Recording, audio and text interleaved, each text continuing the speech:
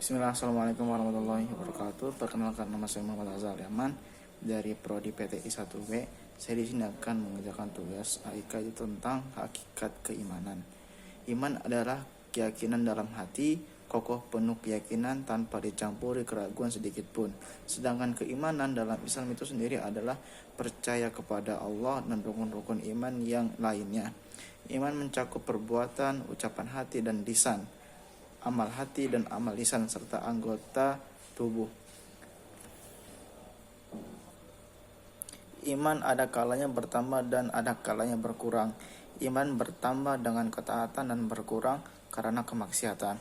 Maka perlu diketahui kriteria bertambahnya iman hingga sempurnanya iman, yaitu diyakini dalam hati, diucapkan dengan lisan, diamalkan dengan anggota tubuh. Sedangkan rukun Islam tidak terlepas dari rukun-rukun iman, meliputi iman kepada Allah, iman kepada kitab, iman kepada malaikat, iman kepada Rasul, iman kepada qada dan qadar, diyakini dalam hati. Allah Subhanahu wa taala berfirman, sesungguhnya orang-orang yang beriman itu adalah mereka yang jika disebut nama Allah bergetarlah hati mereka, dan apabila dibacakan kepada mereka ayat-ayatnya bertambahlah iman mereka karenanya.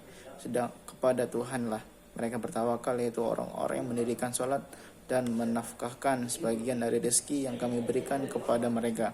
Itulah orang-orang yang beriman kepada Allah.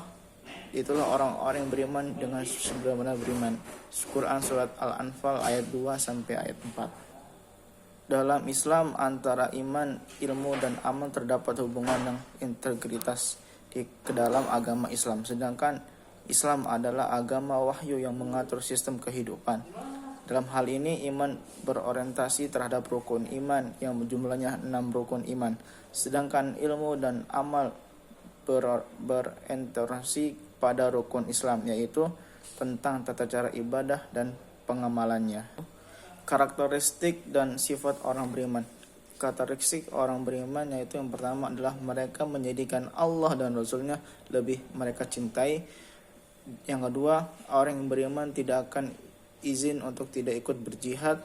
Yang ketiga, mereka selalu mendengar dan taat kepada Allah dan Rasulnya.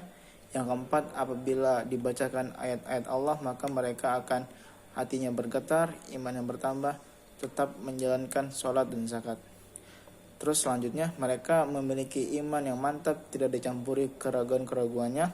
Selanjutnya, cinta kepada Allah, sikap lemah lembut terhadap sesama manusia, serta taat dan tunduk dan berserah diri kepada Allah Subhanahu wa taala. Sifat orang beriman yaitu yang pertama adalah memiliki rasa takut di dalam hatinya. Yang kedua, adanya tambahan iman kepada ayat Al-Quran. Yang ketiga, tawakal hanya kepada Allah Subhanahu wa taala. Yang keempat yaitu mendirikan sholat. Yang kelima itu senang berinfak kepada siapapun. Selanjutnya pembahasan yang terakhir yaitu hal-hal yang dapat merusak dan meniadakan Islam.